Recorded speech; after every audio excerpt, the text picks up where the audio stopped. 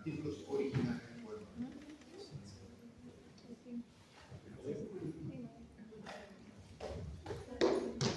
bien, ahora como está suscitado, vamos a desarrollar el tema de nefropatía diabética. La nefropatía diabética, para empezar, ustedes ya han conocido ya el cuerpo entero a la enfermedad, el capítulo pasado, ¿no? Y saben de su importancia, ¿no? ¿Por qué? Por la prevalencia, la frecuencia de la diabetes, ¿no? Por lejos la enfermedad endocrinológica más frecuente en el país y una de las principales enfermedades degenerativas propias de nuestros tiempos, de los estilos de vida. Y de tal manera que, como ustedes también saben, es una enfermedad que tiene connotación sistémica, con complicaciones macrovasculares y microvasculares. Y lo que corresponde a la parte microvascular, ¿no? Uno de los órganos target más importantes y probablemente, como todas las enfermedades sistémicas, y por lo que está involucrada este capítulo, ¿no? Le da fundamentalmente pronóstico, inclusive de no mortalidad a la enfermedad. Así como hablábamos en grupos, que esta enfermedad estaba señalada por el componente renal, pacientes con nefritis lúpica eran más de riesgo de morirse que los que no tenían complicaciones renales. Algo así también sucede análogamente en la diabetes. Por eso la importancia también de, en un diabético, sobre todo cuando ustedes lo reciben por primera vez, evaluar la posibilidad de que tengan nefropatía. Porque la pregunta clásica es, ¿todo paciente diabético tiene nefropatía? ¿O en algún momento de su vida va a desarrollar nefropatía? ¿Cuál es la respuesta? La respuesta, ahora sí les permito que vayan en cuadro. Todo paciente, afirmación, verdadero o falso. Acá, todo paciente con nefropatía, con problema, con diagnóstico de diabetes mellitus, desarrolla nefropatía en algún momento de su vida. ¿Verdadero o falso? Verdadero. No, es falso. Que no todos los diabéticos, aún no controlados, pueden no ser componente renal, ¿no? Es menos de la mitad de los pacientes. ¿Sí? ¿Y por qué la promoción? Es una situación, una pregunta compleja de resolver. Debe haber factores genéticos, ¿no? Famosos antígenos de histocompatibilidad, ¿no? Todo un tema, probablemente, ¿no? Se reduce de manera compleja al ámbito genético, de por qué es un misterio, de por qué un diabético sí y otros no desarrollan enfermedad renal. Pero ya saben la cantidad de diabéticos que hay en el mundo. Y ya saben que casi menos del 50% de ellos hacen alguna forma de enfermedad renal. A pesar que menos del 50% son cantidades, son millones de pacientes. Inclusive en el Perú. ¿Cuántos diabéticos hay en el Perú? Debe haber dicho el doctor Calderón. ¿Cuántos diabéticos hay en el Perú? ¿Cuál es la prevalencia de diabetes en el Perú? Epidemiología de la diabetes. 10 a 20%. Claro, más o menos algo cercano a unos 3 millones. ¿No? Y si ustedes dicen, si es menos del 50%, un millón, y medio, póngale un millón. ¿No les parece un millón una cantidad de gente importante?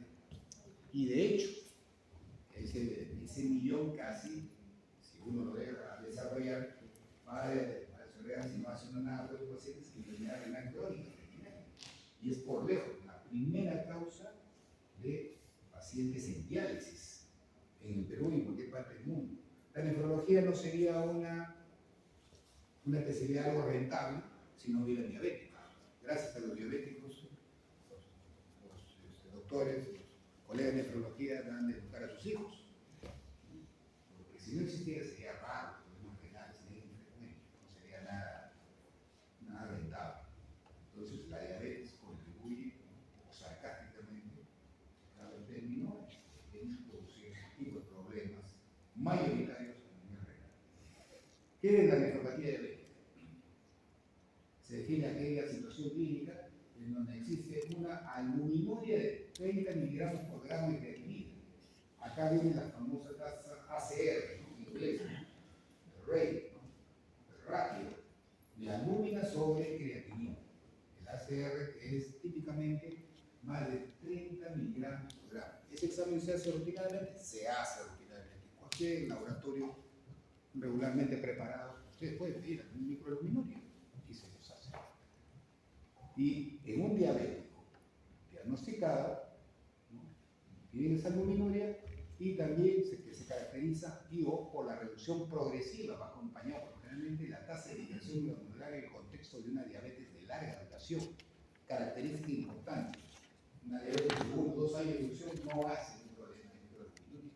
Tiene que pasar años, y por lo menos se sabe que en la historia nacional no debe ser no menos de 10 años, ¿no?, de diabetes, cualquiera, inclusive también en la diabetes tipo 1, pero por lo menos en la diabetes tipo 1. ¿Por qué? Porque la diabetes tipo 2 puede estar en cualquier momento.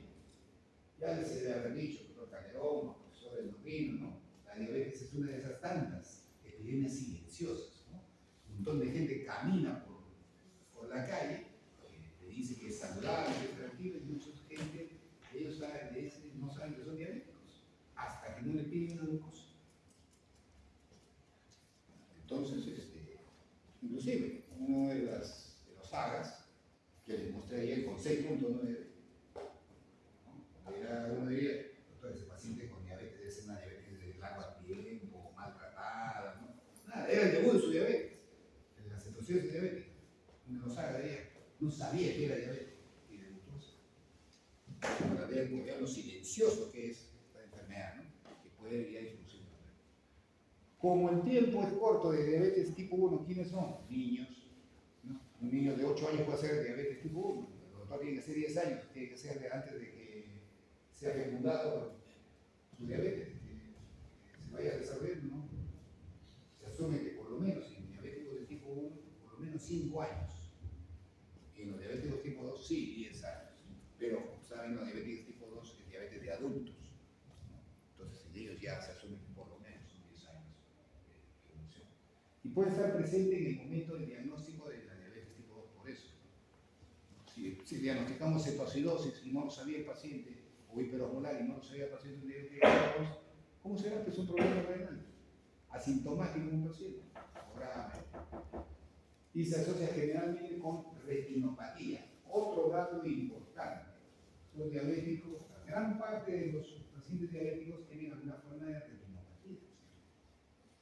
De tal manera que a veces, parafraseando ciertos profesores de antaño, siempre les digo, parafraseando maestros, ¿no?, ellos decían: los ojos no son la ventana del espíritu, haciendo recordar una frase filosófica, ¿no? Mucha gente dice: yo conozco a la gente mirándola a los ojos.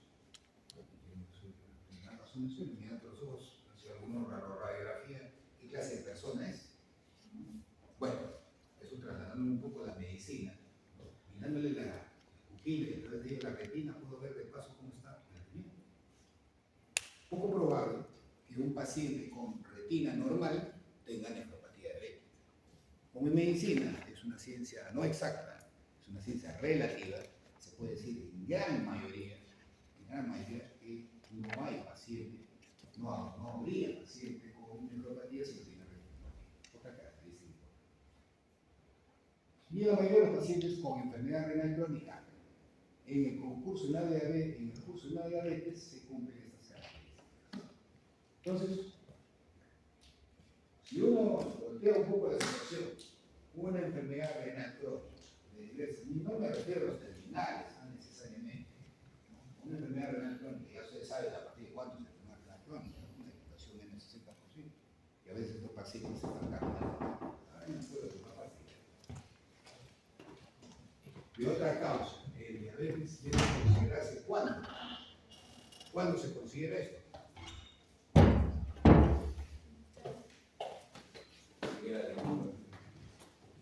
Siquiera se pide disculpas. Buenas tardes, disculpe de militar. Unas cosas que creo que, varias cosas, tengo que reducirme a no solo en la universidad, sino al colegio. Bien.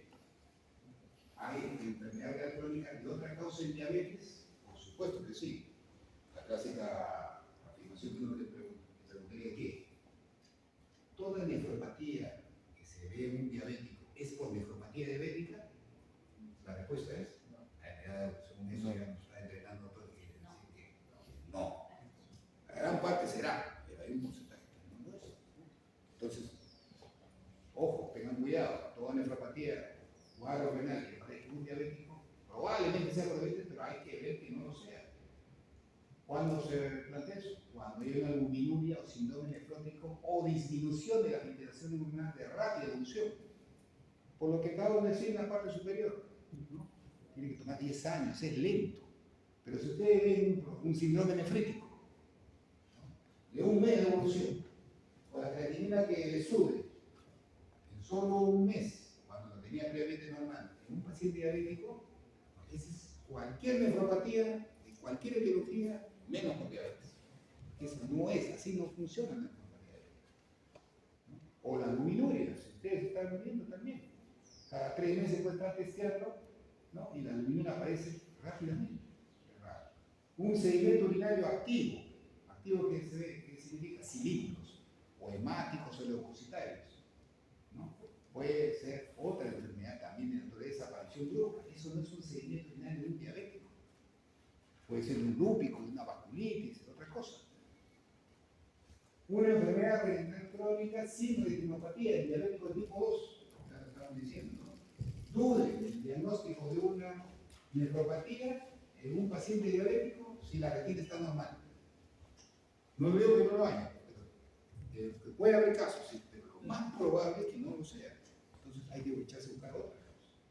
Y bueno, porque casi pocas veces hacemos, pero sí, el diagnóstico concluyente se hace básicamente por la biopsia renal, pero todos los pacientes con nefropatía diabética se les hace biopsia, no todos no terminan en biopsia. Donde lo que tiene que haber concluyentemente es alguna forma de hiperplasia mesangial y alguna forma de glomerulosclerosis nodular en la biopsia renal. No sé si ustedes han escuchado la famosa lesión de King's de Wilson, ¿no?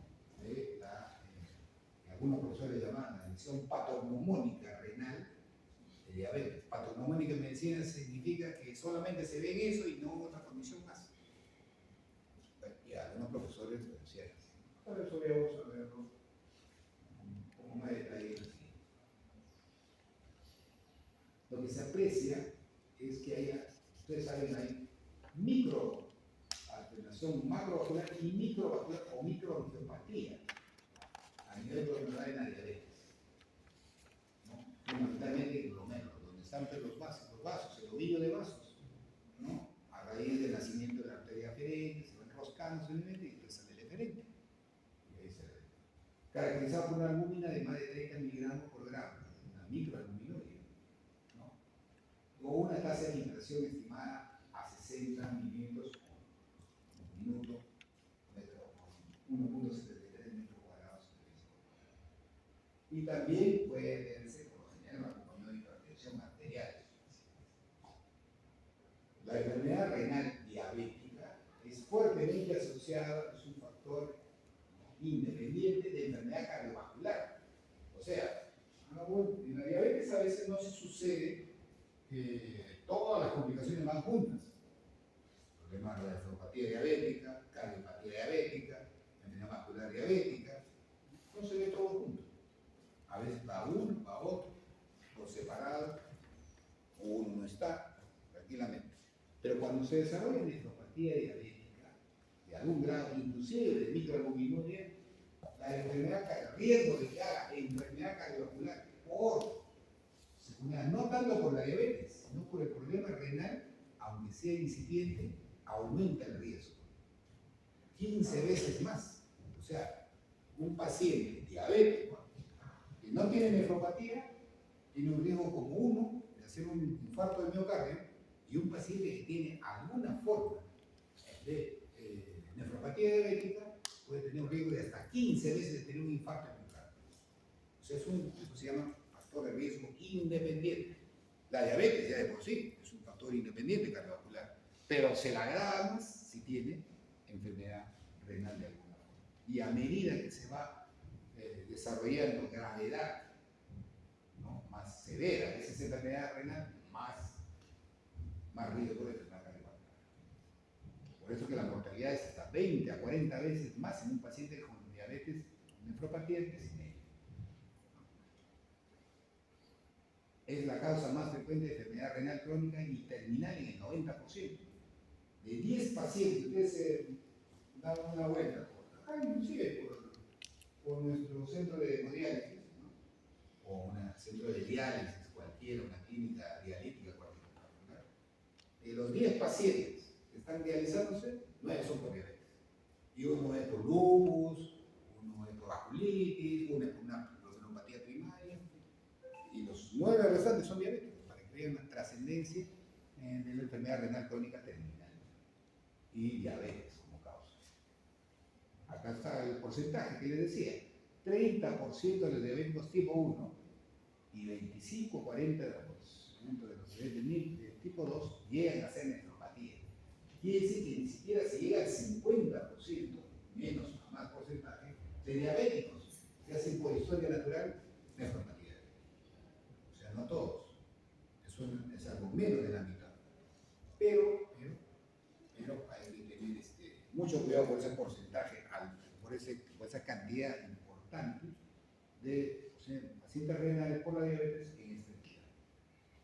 Dale, acaba haciendo énfasis a lo que ya se está comentando. La nefropatía es rara en diabéticos en los primeros 5 o 10 años de la enfermedad. Aún así, ¿no? Para eso son los famosos chequeos. Los chequeos son los famosos chequeos preventivos que ustedes habrán escuchado. Los chequeos no va a ser un chequeo preventivo. El chequeo preventivo significa que, a pesar de que uno no tenga nada, de repente a partir de su edad, unos 3 o 4 años, se puede hacer chequeo preventivo semanal, por si acaso, a pesar de que no tenga nada, ¿no? Pero mi mamá es diabética, por si acaso. Entonces, ¿qué hace? Un chequeo preventivo es una anamnesis, un examen físico completo, que va a ser muy relevante, ¿no? Y vamos a ver los análisis. Un análisis, todos son cosa normal, diabetes, ¿no? Y de repente, ya en una de las glucosas de oro libre, ¿no? En 5 años ya está saliendo rangos de prediabetes, ya tienen 110 de glucosa, ¿no? Otro tiene hemoglobina glucosilada en 6, ¿no? Entonces ya, ¿no? Un poco ya que, pero yo no siento nada, pero parece. Ahí me ponen un poco la línea, ya empiezo a ser probablemente diabético, ¿no? Entonces, y evidentemente ustedes toman una unidad de creatinina, es normal. Una microalbuminuria, que quizás sea también negativa, normal. Pero ya se están arrancando, aquí estoy arrancando con una potencial de diabetes. Entonces, que sin ninguna intervención terapéutica, ustedes van a ser diabéticos, porque ya lo señaló ya el nivel de glucosa, a pesar de que tengan sintomáticos, ¿no? Y en 10 años no van a ser nefropatía. Si ustedes no hicieran nada por su salud, recién a partir de los 10 años empezaría a elevarse un poquito la albúmina, como vamos a ver en la línea de pie con una gráfica que vamos a ver entre ellos. Recién ahí, o sea, la nefropatía es una complicación recontra tardía de la diabetes si no tratada. Y el riesgo se incrementa en un diabético 3% al año luego de los 15 años, o sea, se empieza a acelerar más todavía. En esta gráfica se presento básicamente casi una especie de las fases de la nefropatía hepática desde el punto de vista clínico laboratorial, desde que hace una descripción todavía de albúmina normal, pasarlo por la etapa de microalbuminuria, ya sabemos cuál es, entre 30 a 300 miligramos por gramo de harina. O la proteinura manifiesta, que es por encima de ello.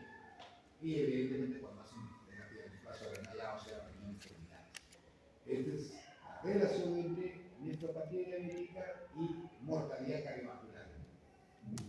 Todos los que se morían por enfermedad cardiovascular dejaron de desarrollar. Está en etapa de albuminuria, 1.4, o normal, 1.4. En microalbuminuria, 3%. Si está en proteinura manifiesta, 4.6.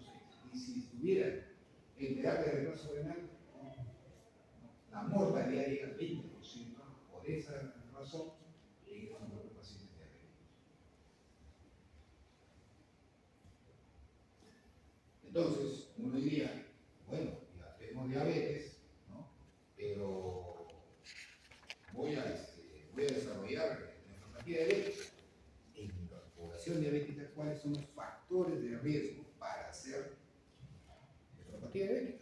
los diabéticos.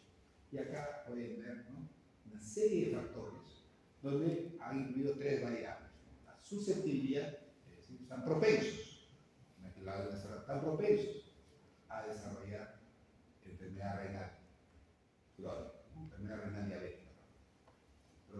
La propensión, la susceptibilidad, que se inicia sí o sí, y los que progresan, porque a veces se inician y se queda ahí nomás.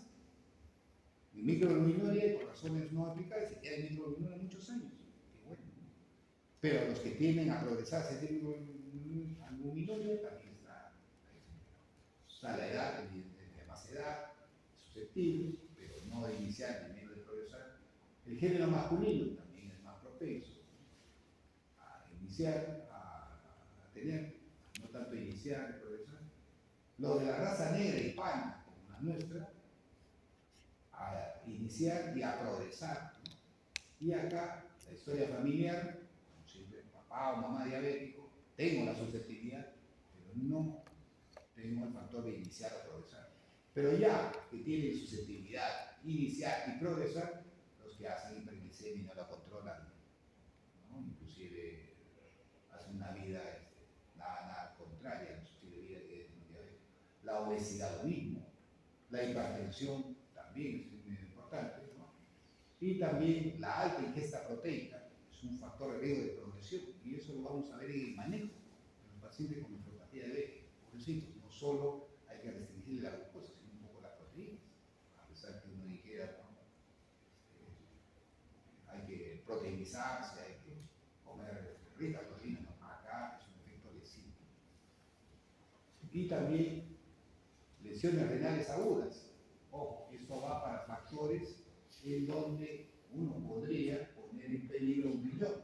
Por ejemplo, utilizar aminoglucósidos, como aminocasina para una infección, o sustancias de contraste que están muy de moda para una serie de estudios contrastados. Entonces, son nefrotóxicos, y un paciente diabético puede iniciar un problema, a través de un problema agudo, y luego progresar a una enfermedad renal crónica, este tipo de cosas. Todos estos factores de riesgo nos permiten ver que tener cuidado que diabéticos pueden desarrollar esta complicación con la enfermedad renal diabética.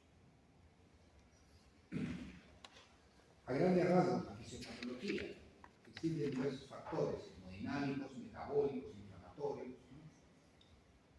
Factores hemodinámicos, básicamente sustentados en hiperfiltración, y la famosa, está de moda, activación de la retroalimentación túbulo-glomerular no regular, donde hay un aumento de la reabsorción de sodio y glucosa en el túbulo contornado proximal.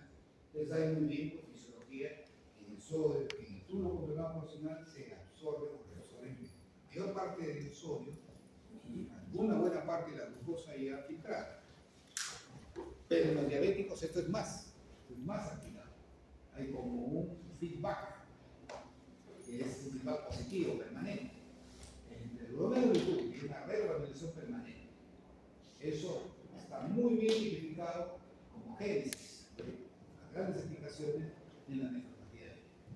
Y acá hay una consecuencia de este conocimiento, una consecuencia de la lógica. Hay que contrarrestar esta retroalimentación túbulo-glomerular, como los famosos fármacos, ¿no?, que inhiben el transporte de glucosa y de sodio, los famosos SGLT2, que seguro hasta acá ustedes los tenían, pues, ¿no?, en la terapia, ¿no?, de la diabetes como uno de los grandes pasos que se no este siglo o esta década, ¿no?, la última, de hace 20 años, los últimos 10 años, 5 años.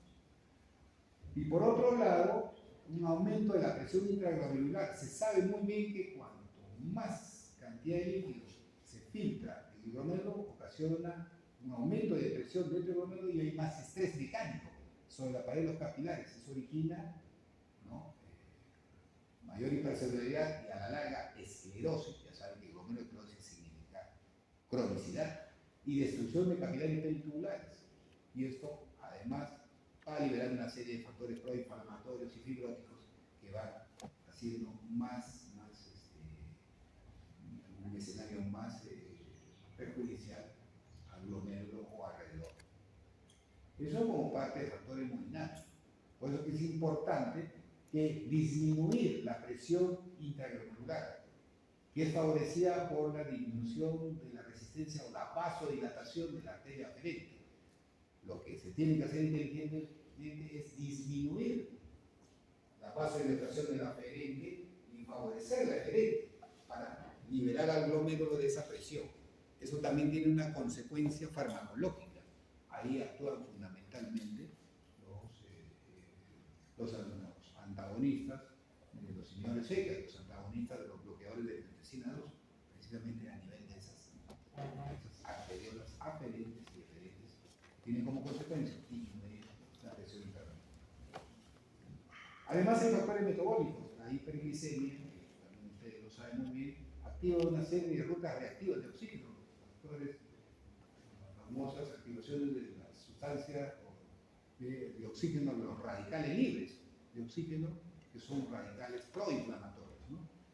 Esto conspira con la función mitocondrial y la vía de los polioles, ¿no? Y otros sistemas más, que tienen como producto final que empieza a haber una glicosilación avanzada que oxida macromoléculas y esto a la larga produce un daño tisular a nivel del glómerulos y túbulos.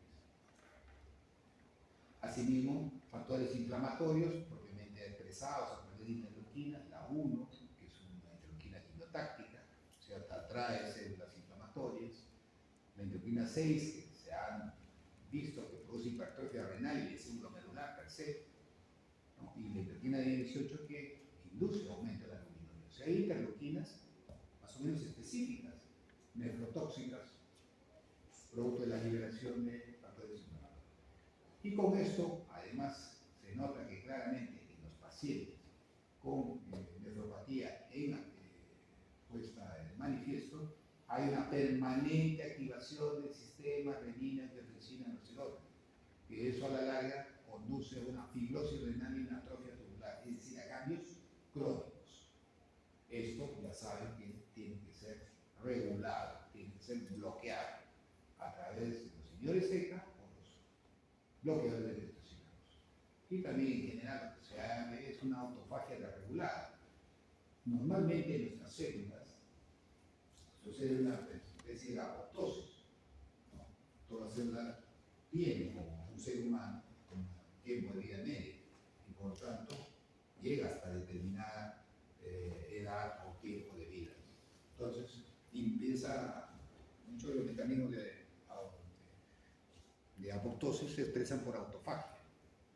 Y la autofagia es un fenómeno natural, pero moderadamente. La diabetes, lo que se ha notado es una autofagia que no tiene control, que está fuera de control y se va destruyendo células. Bien, pasamos de la parte fisiopatológica a la parte histológica, la biopsia, que también, como el lupus, la enfermedad renal, los diabéticos, tiene fases, tiene tipos de histología, sí.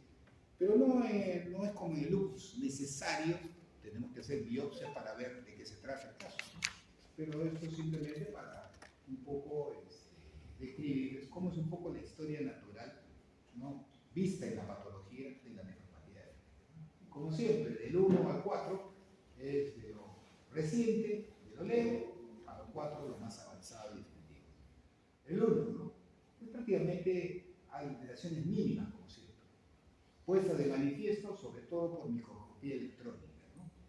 Hará alusión pues a aquellos cambios que suceden de 5 a 10 años, totalmente asintomático desde el punto de vista clínico y laboratorial, pero sin embargo ya va a suceder algunos compromisos, por ejemplo, el engrosamiento de la membrana basal. Son cambios un poco específicos. Ya en la etapa 2 hace que haya una proliferación mesangial, una expansión del mesangio. Ustedes saben que el mesangio son las células que están entre los capilares, ¿no?, entre los glómerulos. Entonces empieza a haber una proliferación del mesangio. Con y eso se pone manifiesto con la biopsia, ¿no? Hay A y hay B basado en la cantidad de mesangio implicado.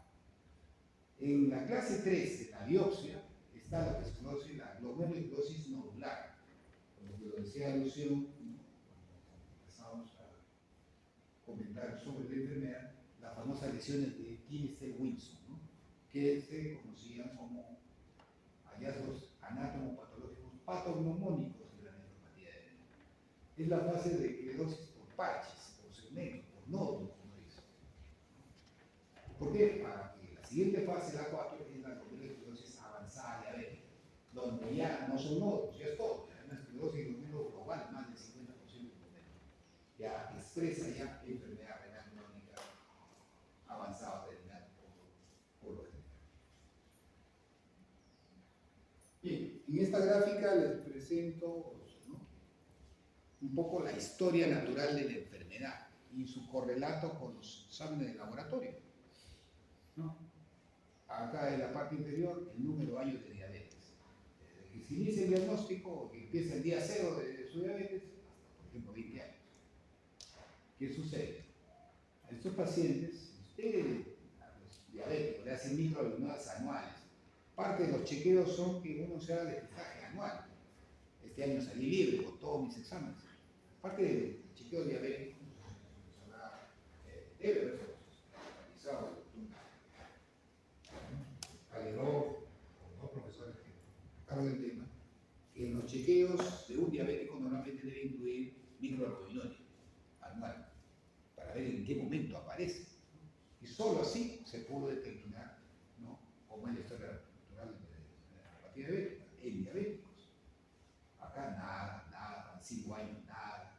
Ya en algunos se empieza a expresarse, y ya por medio de 10 años, ¿no?, empieza a verse la microalbuminuria. Algunos un poco antes de los 10 y otros casi todos. Si hacen neuropatía diabética, todos van a tener alguna microalbuminuria, que puede ser de 20 a 200, otros de 30 a 300. Pero generalmente es 30 a 300 miligramos por gramo de orina. Bueno, hasta ahí solo es microalbuminuria. Luego, pasado los 10 años, entre los 10 a los 15, si uno no hace nada, ya esta microalbuminuria deja de ser tal para ser proteinuria, se llama proteinuria manifiesta. Y ya va por 15 años y ya tienen proteinuria. Camino al síndrome nefrótico. Y entre 15 y tocando la puerta de los 20, si uno no hiciera nada para estos pacientes con nefropatía diabética van inexorablemente a la enfermedad renal terminal. Para eso, en simultáneo, se toma la creatinina. Miren, la creatinina recién empieza a subir en la nefropatía a los 15 años de diabetes, cuando ya tiene proteinuria de algún grado. Y por ende, la filtración glomerular va bajando. O sea, esto puede corregir que el medir la creatinina, la filtración glomerular, no es la mejor medida para hacer depistaje de nefropatía diabética. Cuando lo hace y empieza a estar alterado y está avanzado, ya han pasado más de 10 años a los 15. La manera más precoz es microalbuminuria. De tal manera que clínicamente la nefropatía diabética tiene etapas, ¿no? La que se llamaba la primera etapa, la hiperfiltración glomerular, un aumento del flujo glomerular con hipertrofia renal inclusive. Estos pacientes, cuando uno hace la curación de creatinina, inclusive tiene 110, 120% de curación de creatinina. O sea, es un súper riñón, está muy bien. No, está muy bien porque está trabajando más de la cuenta. Y ese trabajo más de la cuenta prácticamente va a tener un impacto en muy poco tiempo a empezar a declinar la función renal. Pero es la primera etapa de hiperfiltración. Ya saben que esa hiperfiltración aumenta la presión intraglomerular y eso es un factor hemodinámico, como hemos visto, ¿no?, que conspira con la función renal. Da diría el play de honor, el inicio del partido del daño renal. No conviene que esté en 120, 130, 115 de población de creatinina. Eso es el inicio del etapa. Luego viene la microalbuminuria, ¿no? De 30 a 300 miligramos en 24 horas. Y puede haber un declinamiento variable, inclusive por encima del famoso 60, ¿no?, de tasa de filtración glomerular, ya va declinando ya la depuración de creatinina. Y esta microalbuminuria es un fuerte predictor de enfermedad cardiovascular en pacientes diabéticos mayores con diabetes tipo 2.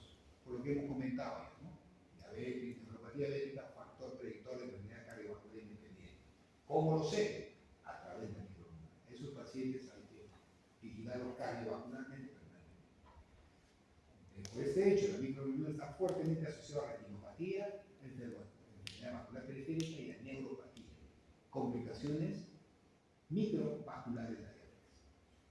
Y va incrementándose, la microalbuminuria puede, como es factor independiente de enfermedad cardiovascular, va a ir produciendo hipertensión arterial, alteraciones lipídicas, el colesterol, ¿no?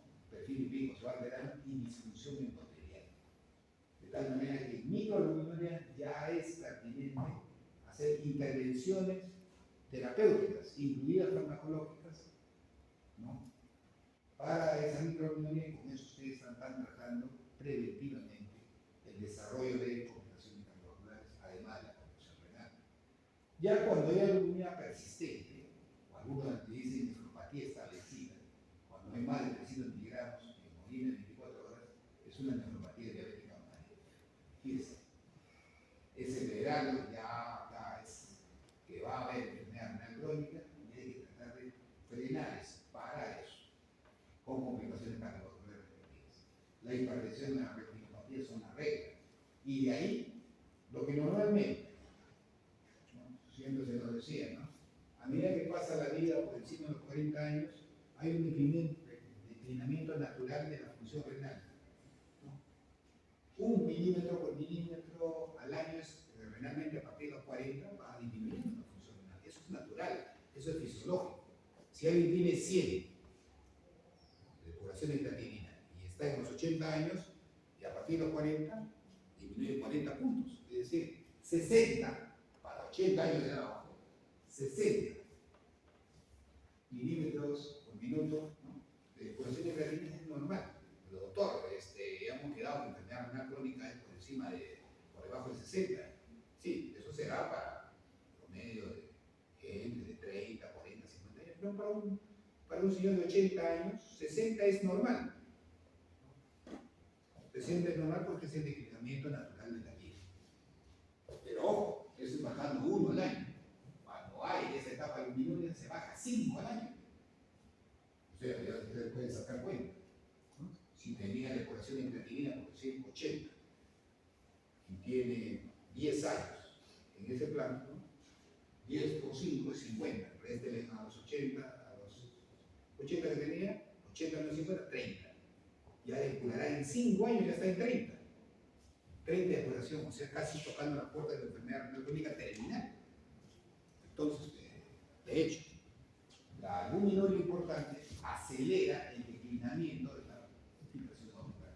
Y rápidamente, ahí sí, ¿no? Rápidamente no hablo en 10 semanas, en años, en pocos años, alcanza el ciclo menstrual.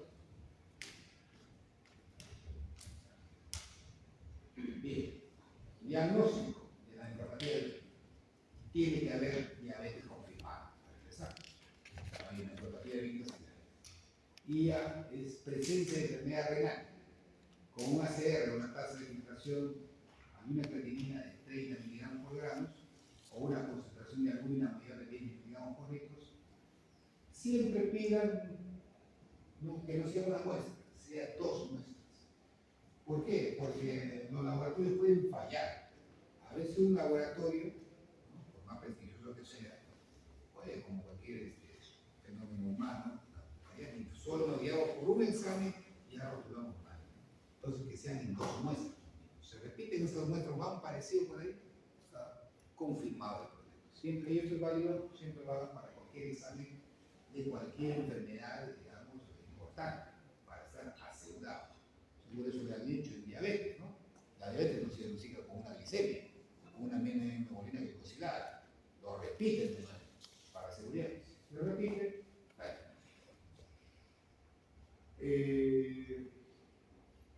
El tamizaje de la albuminuria se hace a los 5 años en diabéticos tipo 1, o sea, a partir de los 5 años de edad. Y en el momento del diagnóstico de diabetes, en cualquier momento. Aló, Pepe, estoy en clase, te digo.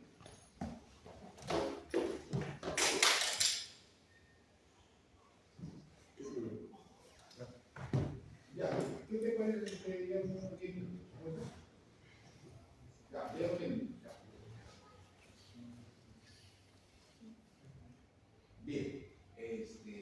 el tamizaje, o sea, el tamizaje de albuminuria, se hace a los 5 años de la diabetes tipo 1. Por ejemplo, un niño a los 8 años diagnosticado de diabetes tipo 1, a los 5 años, a los 13 años ya le pueden estar haciendo un tamizaje frecuente.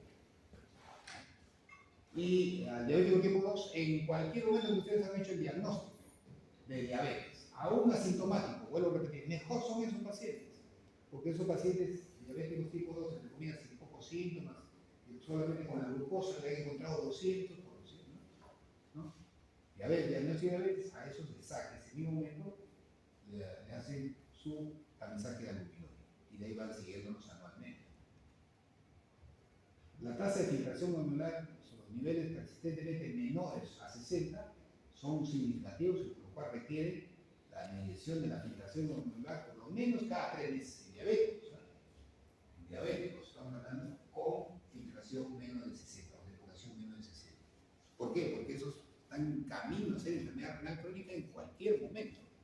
Entonces, ustedes le hacen, ustedes saben que, ya hemos conversado de eso, que la depuración de creatinina se hace de manera práctica y usual bajo 2 formas. O hacen la fórmula de la depuración de creatinina, la fórmula de Prokop, o piden, o hacen el examen propiamente, es la medida. Otra cosa es la hallada, la calculada, y otra cosa es la medida. La medida sí la hacen en laboratorio, le van a pedir análisis de sangre al paciente y orina 24 horas. Y van a determinar ahí la creatinina en sangre y en orina. Y con eso hacen la depuración, de preferencia que sea por laboratorio. Y en un diabético con menos de 60, cada 3 meses hay que ir viendo eso. Este es un poco el screening, un poco que se hace en un diabético de complicación renal con diabetes, ¿no? Ya sea por un uroanálisis, un examen, un seguimiento urinario, ¿no? O más exactamente con la relación albúmino-creatinina, el ratio albúmino-creatinina, el ACR. Y ahí pueden obtener, pues, ¿no? Si sale más de 2.5, acá se dicen hombres, más de 3.5 mujeres, pero promedio de 3, ¿no? Lo reconfirma a los 3, a los 6 meses, para ver si hay microalbuminuria. Por otro lado, el cistaje también, y por otro lado, la tasa de filtración glomerular. Si lo encuentran menos de 45, inmediatamente lo refieren a un clínico experto, ya sea en nefrología o diabetes, para que valore de cerca. Y si también se repitiesen los valores de creatinina, del ACR, es decir, de alguna creatinina regio, ¿no? Y lo confirman por segunda ocasión, también tienen que enviarlo donde un experto. Pero acá ya van iniciando algo importante. Inician terapéuticamente inhibidores del sistema renina, es decir, inhibidores seca o bloqueadores de angiotensina 2 van a iniciar. ¿Para qué? Porque esta es precisamente la etapa, la de microalbuminuria, donde usted puede hacer cambios en la historia natural de la nefropatía diabética en un paciente diabético. Esta es una forma de enlentecer o inclusive suprimir la aparición de nefropatía diabética. Precisamente el año pasado, una proyectura, revista, presentó un grupo de sus compañeros, una revista interesante, donde proponían los investigadores una tabla, ¿no?, para puntuar la posibilidad de nefropatía diabética o de nefropatía por diabetes, ¿no?, y el riesgo por consecuencia, ¿no?, en un paciente diabético en general. ¿Quiénes tenían mayor riesgo de hacer nefropatía o era muy sugestivo de ser nefropatía diabética? Y le ponían un punto, un puntaje determinado, ¿no?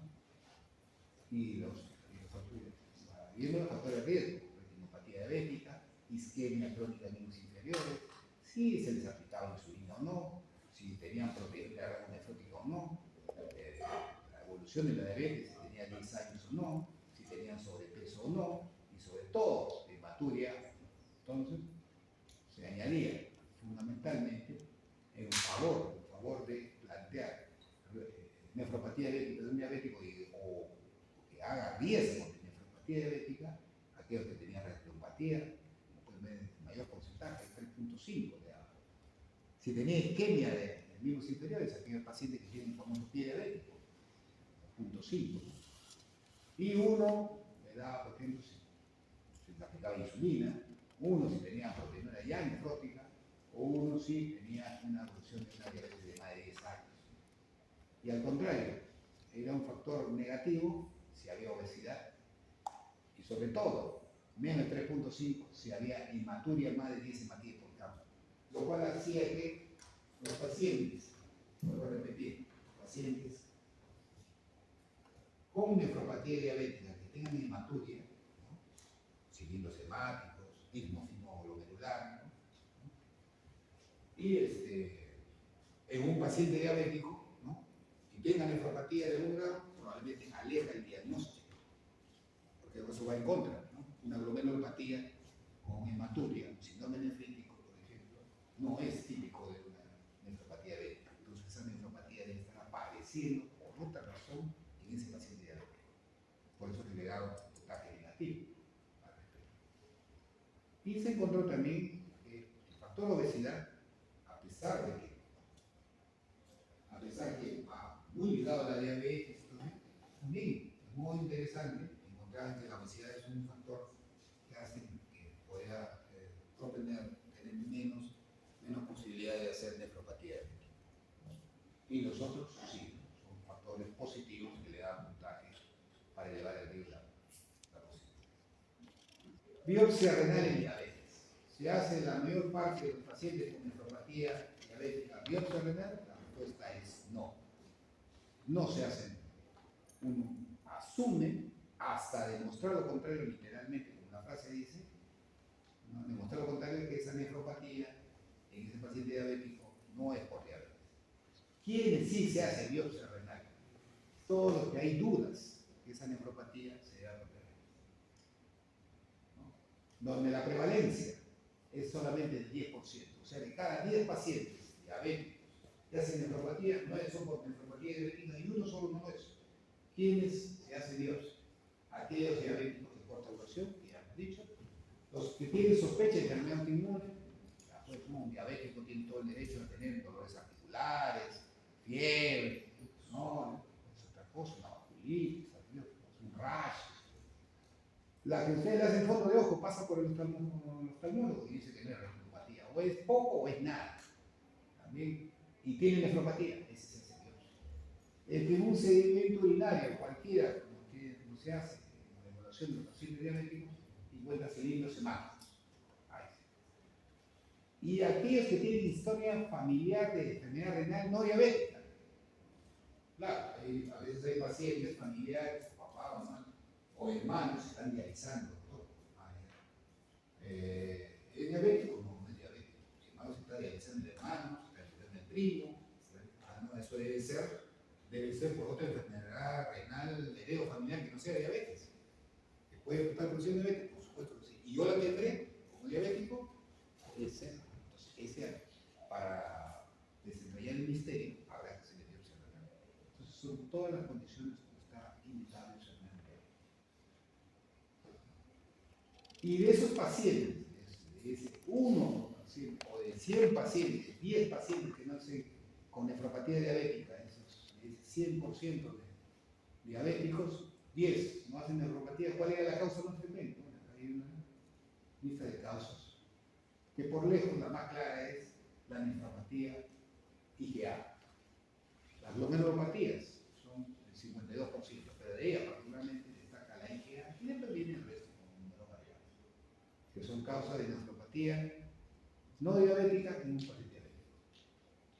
Bien, ya para terminar y se despierta tratamiento. ¿Cuál es el tratamiento de estos pacientes?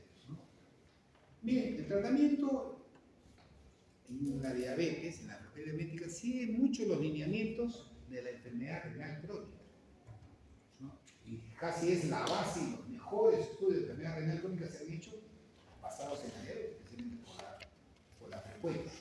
Y son casi extrapolables. Hay un tratamiento no farmacológico, que son los estilos de vida que ya ustedes saben que han sugirió cómo se tiene que manejar un diabético. La dieta, las dietas, ¿no? Para la diabetes, que más o menos debe tener un promedio de 30 a 35 kilocalorías, pero de carbohidratos básicamente complejos, ¿no? Es decir, fibras, ricos en cereales, básicamente cereales integrales, fibras, frutas, vegetales, ¿no? Nada de azúcares refinadas o harinas refinadas, ¿no? Una ingesta de sodio baja, ¿no? Entre 1.5 a 2 gramos al día, ¿no? Y el consumo de las proteínas debe ser restringido un poco. De tal manera que la dieta normal es de un miligramo, ¿no? Un gramo, perdón, de proteínas por kilo al día, ¿no? Acá es de 0.8. Porque ya si ustedes están haciendo el diagnóstico de nefropatía diabética con microalbuminuria y saben muy bien que las proteínas son tubulotóxicas, favorecen la microalbuminuria, pues hay que restringir un poco la dieta de proteínas, un poquito menos. Pero se va a desnutrir el paciente, ese es el gran dilema, ¿no? Por supuesto. Entonces ahí viene el arte de qué proteína le doy o no le doy. Le damos proteína, no sé, de alto valor biológico, ¿no? Generalmente proteínas de pescado, carnes blancas, de ave, ¿no? De pavo, ¿no? O proteínas de origen vegetal, ¿no? Estras, ¿no? Las proteínas rojas son un balazo para el riñón, así que adiós parrilla o eso, muy espaciado. Entonces, y no debe superar. Cuando el paciente está en diálisis, recién puede dar un poco más de un gramo, 1.2, porque hay que considerar que la diálisis es un proceso de metabolismo, no catabolismo.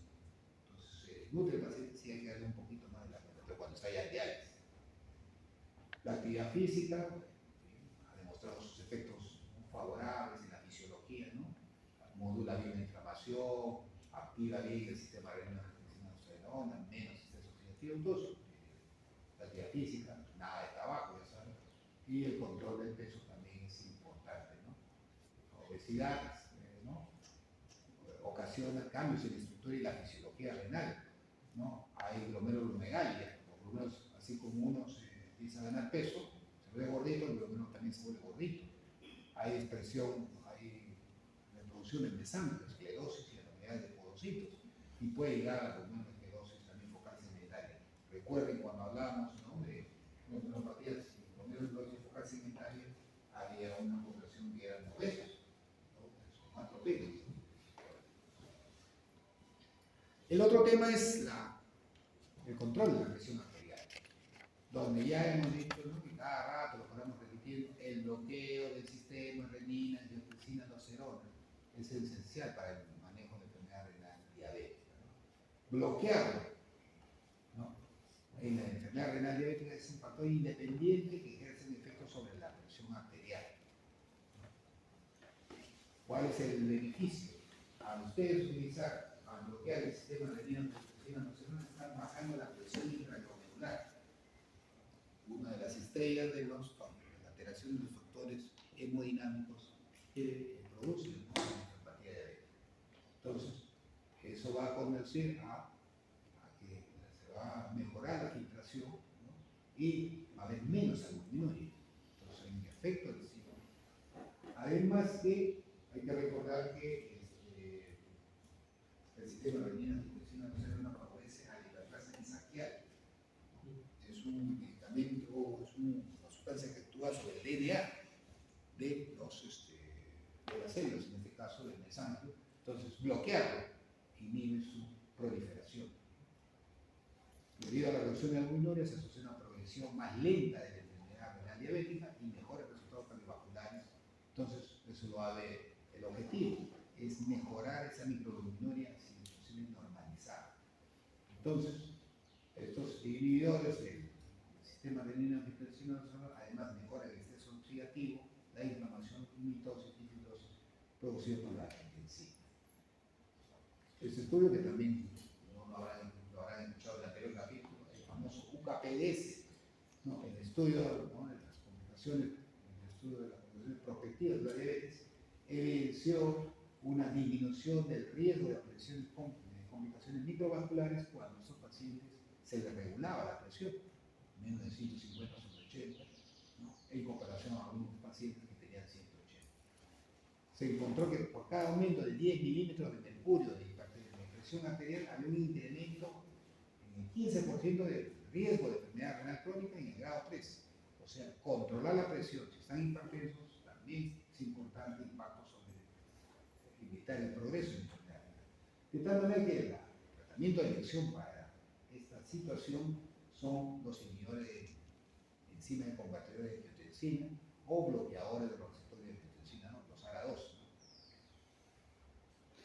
Entonces, estos medicamentos, los inhibidores ECA, los bloqueadores de ARA2 tienen dos finalidades.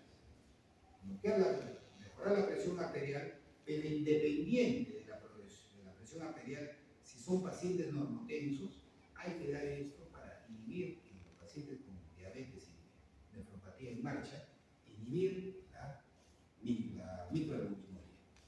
Pero hay que tener mucho cuidado, porque de base, estos inhibidores ECA o diabetes angiotensina 2 son antihipertensivos, o sea, son hipotensores. Si ustedes lo dan con dosis de la presión, ¿no?, alta, ¿no?, las dosis que ustedes les han enseñado en cardiología, ¿no?, pueden tirarse abajo la presión arterial y por tanto el flujo renal disminuye y van a ocasionar una incuria renal aguda, un ACI. Entonces tienen que empezar con dosis pequeñas, ¿no? Si ustedes dicen doy 10 miligramos en la primera mañana y noche, el paciente que da 2.5 y testear la presión, de tal manera que el objetivo no solamente es disminuir la microalbuminuria, sino el objetivo es no bajar la presión arterial mucho. Entonces ahí viene lo que es el arte de la medicina. Las dos cosas tienen que ir en manifiesto para manejar bien. Recuerden el famoso dicho hipocrático, ¿no? Antes que curar, no hacer daño, ¿no? Y muchas veces con los fármacos hacemos daño. Vamos con todo y no sopesamos los riesgos y beneficios. La hiperglicemia, así como la diabetes, que está mejor que yo, ¿no?, viene en el capítulo, ¿no?, todo lo que hay que hacerse para controlar la hiperglicemia. La hiperglicemia per se mismo, ¿no?, tiene un efecto nocivo sobre el riñón. Entonces, en estudios, por ejemplo, el estudio Advance demostró que el control intensivo de la glucosa puede reducir el desarrollo de microalbuminuria y de macroalbuminuria. Entonces, la meta, como les han dicho, los pacientes diabéticos deben ser una hemoglobina glicosílica alrededor del 7%. Para eso, ¿qué utilizo? Bueno, además de los estilos de vida, el tratamiento farmacológico, si no es suficiente, metformina, atenúa, ¿no?, el desarrollo de la enfermedad renal diabética, interviene sobre mecanismos inflamatorios, sobre excesos oxidativos, sobre la fibrosis. En los ensayos clínicos se ha demostrado que su uso está asociado a una disminución de la mortalidad de la enfermedad cardiovascular y la progresión de la enfermedad renal crónica. Pero ojo, ¿se le da a todos los pacientes renales metformina? No. No se recomienda su uso en enfermedad renal crónica avanzada, debido a que se ha observado un aumento de mortalidad en este grupo de pacientes. Aquellos menos la crónica avanzada, aquellos que tienen menos de 30 milímetros por minuto, con puntos de metro cuadrado de superficie corporal de circulación de creatinina. Menos de 30% no deben metformina, al contrario, es nocivo. Entonces se supone que es para etapas, primeras etapas para desarrollar. Bien, ¿qué otro fármaco utilizamos? Sí, en los últimos 5 años, ¿no?, que rompió, ¿no?, la escena farmacológica, terapéutica, estos medicamentos, SSRI para controlar el glicemia. Bueno, ese fue su origen, ¿no? Vieron que estos fármacos favorecen la glucosuria y por tanto favorece la eliminación de azúcar y por eso va a bajar la glucosa en un paciente. Bueno, es un principio elemental, no se olviden, pero sí. ¿Pero qué se vio? Ustedes ya lo vieron en cardiología. Los pacientes diabéticos que tomaban este fármaco que eliminaba la glucosa y con eso bajaba la glucosa, tenían mejor perfil cardiovascular. Respondían mejor, ¿por qué? Porque el sodio también se eliminaba, se bloqueaba. Y por tanto, todo el exceso de sodio también tiene un efecto lesivo sobre el corazón. Y veían que mejoraban los cardiópatas, que hay muchos pacientes que eran diabéticos cardiógramas y mejoraban todas las variables cardiológicas en la función cardiovascular. Excelente para insuficiencia cardíaca. Ustedes creo que han llevado el curso de cardiología en la clase de insuficiencia cardíaca, teniendo que uno de los fármacos en el tratamiento, una de las estrellas del tratamiento de insuficiencia cardíaca, son los inhibidores de SGLT2, ¿no?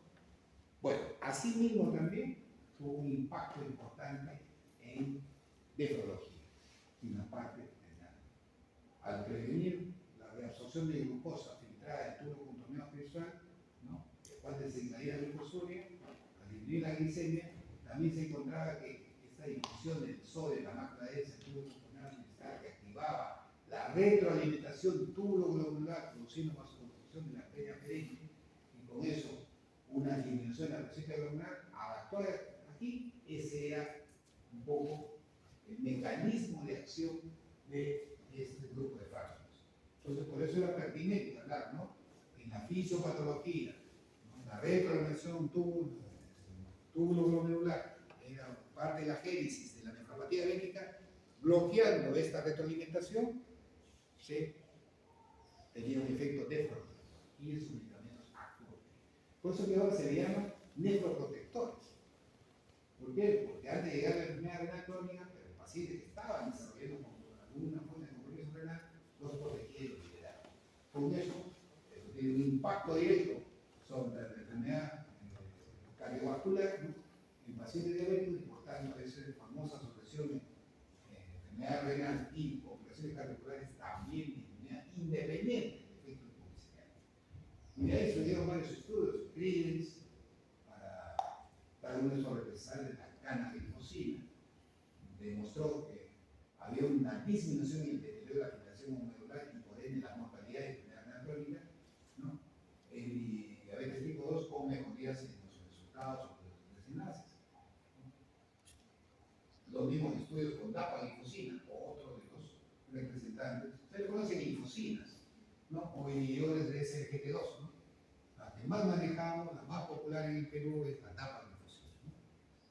Ya lo estamos utilizando si fuera paracetamol, ya es frecuente. Entonces, más estudios avalan eso, ¿no?, el control hiperglicémico de SGLT2, ¿no?, a través de metaanálisis, ¿no? Miren, estos son no de hace 20 años, desde 2020, a través de reacciones sistemáticas, ¿verdad? La canaglifosina, la empaglifosina y la dapaglifosina son los clásicos tres glifosinas representantes de este grupo, han demostrado su prevención cardiovascular, insuficiencia cardíaca y nefroprotectores con enfermedad renal. Y miren, esto ya, mira, este es de 2022, hace 3 años.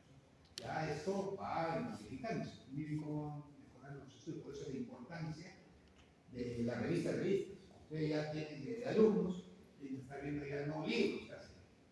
Los libros son un parámetro, ¿no? En fin, ¿no? Harrison, ¿no?, puede estar diciendo una herejía, ¿no?, como va a cuestionar a Harrison o al Cecil o a Farrera, ¿no? Son tratados que en general orientan. Pero si ustedes están informados con la última, principalmente tienen que salir a revistas, ¿no?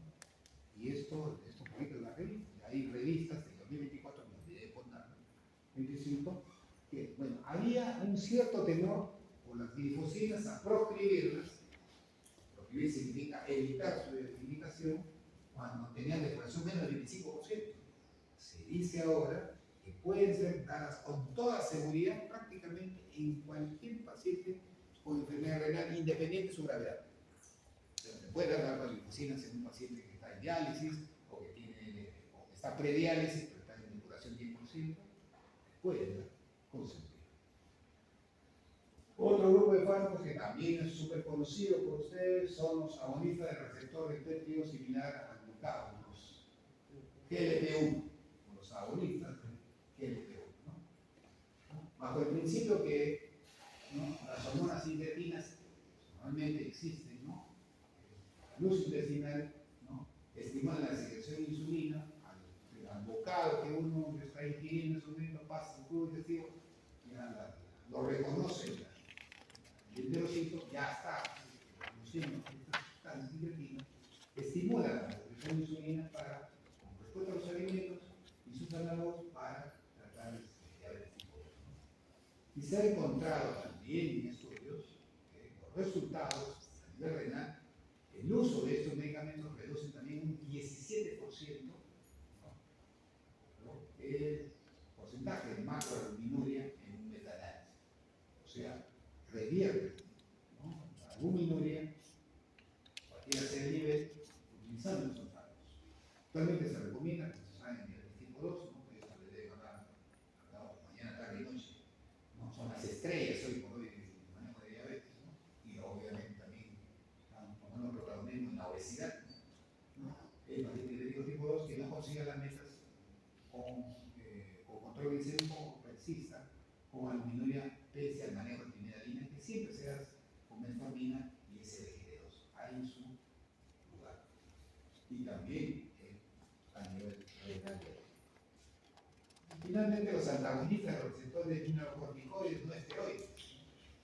Estos medicamentos ingresaron en los últimos 3-4 años, pero un boom, y también tienen resultados muy, muy buenos. El representante de ellos es el finerenol, que reduce la progresión y falla renal en pacientes renales diabéticos, ¿no?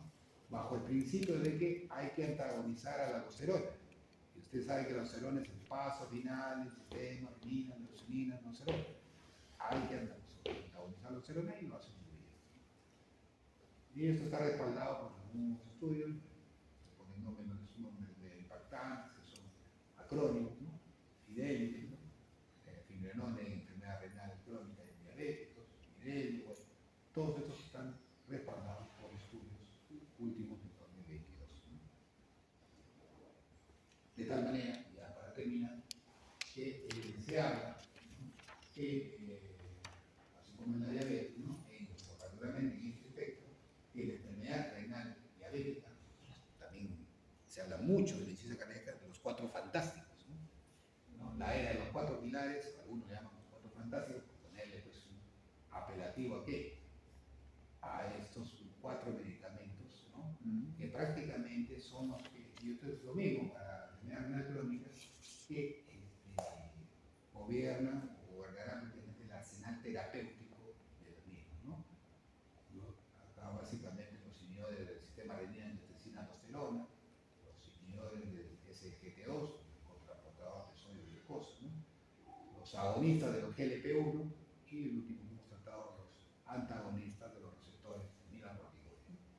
En este año, 2025, también en esta parte, los inhibidores de la producción de aldosterona, que parece que también está irrumpiendo con muy buenos resultados en ensayos clínicos, ¿no?, preliminares, ¿no? Y que probablemente en 2-3 años van a estar acá, probablemente en este lado, compartiendo su lugar, ¿no? Entonces, bueno, en general, ese es un poco el enfoque, ¿no?, de la nefropatía diabética, de lo que hay hoy por hoy, y creo que ustedes tienen derecho a saberlo, ¿no?, porque la medicina continuamente avanza. Y por eso que hacer una revista para que especialmente traigan ustedes también lo último, vayan acostumbrándose a ver lo último en artículos originales, artículos de investigación, de qué se está tratando, en particular en enfermedades comunes, como en este caso la diabetes. Si tienen alguna pregunta, alguna duda, que nosotros ya para que vayan a dormir, ya ahora sí, con toda la autoridad, declaradamente en la clase. Ojalá fuera por estudiar, ¿no? Yo dudo que sea, no, que ahora estoy estudiando para el examen, no se cree en nadie. Como comúnmente se dice, ¿no?, la vaca, en este caso el toro, nunca se ha olvidado de que fue ternera alguna vez. ¿Sabe? No sé, fui alumno. Ustedes van a estudiar faltando 2 días, ¿no? Ustedes tienen sueños por otra cosa. Bien, una pregunta. Dentro de los medicamentos también se encuentra la eplerenona. ¿Aquí? La eplerenona. A ver, ¿qué es el eplerenona? Es un inhibidor de la aldosterona, pero ¿Inhibidor de la aldosterona?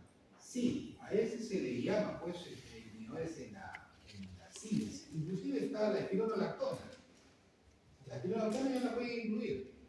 La verdad es que si la espironolactona no será en enfermedad renal crónica terminal, ¿no?, menos del 30%, no avanzada, ¿no? Pero toda intervención sobre la aldosterona, ya sea en su síntesis o bloqueando su efecto sobre su receptor, tiene lugar. ¿Es diferente dosis en otras enfermedades como la insuficiencia cardíaca? ¿O es diferente dosis en otras enfermedades como ¿A cuál te refieres? como la insuficiencia cardíaca? No, ¿a qué fármaco te refieres? La espirografía, la espirografía. No, más o menos van por la misma dosis. Todo depende de cómo esté la presión arterial. Total que no te baje mucho la presión arterial, tiene lugar. Y como vuelvo a utilizar, la arterial sí interesa saber cuál es la filtración ocular. Casi todos los fármacos están siendo dados independiente de la depuración independiente, salvo la metformina. Porque primero se empieza, la metformina sí está proscrita por debajo de 30. Bien, Doctor, ¿y cuánto debe ser mínimo la presión arterial para no dar ARA2 o IECAS en pacientes con nefropatía diabética? Tengo cuidado cuando la sistólica empieza a caer por debajo de 10, de 100. Ahí tengo mucho cuidado. 90 está proscrito. ¿Por qué? Porque a pesar que pueden dar dosis bajitas de inhibidores, pero todo está en 90, está en 85, mejor. Porque probablemente va a ir la hipotensión en las próximas horas o días. Entonces, suspende. Mientras la presión lo permita, 10 inhibidores extra. Y creo que la línea es 100 de sistólica. Para estar seguro. Por eso que se empieza con inhibidores extra en dosis bajas a los normotensos para tratar alteraciones renales. A los hipertensos ni hablar, hipertensos con nefropatía ni hablar, tratamiento antihipertensivo, ¿no? O dosis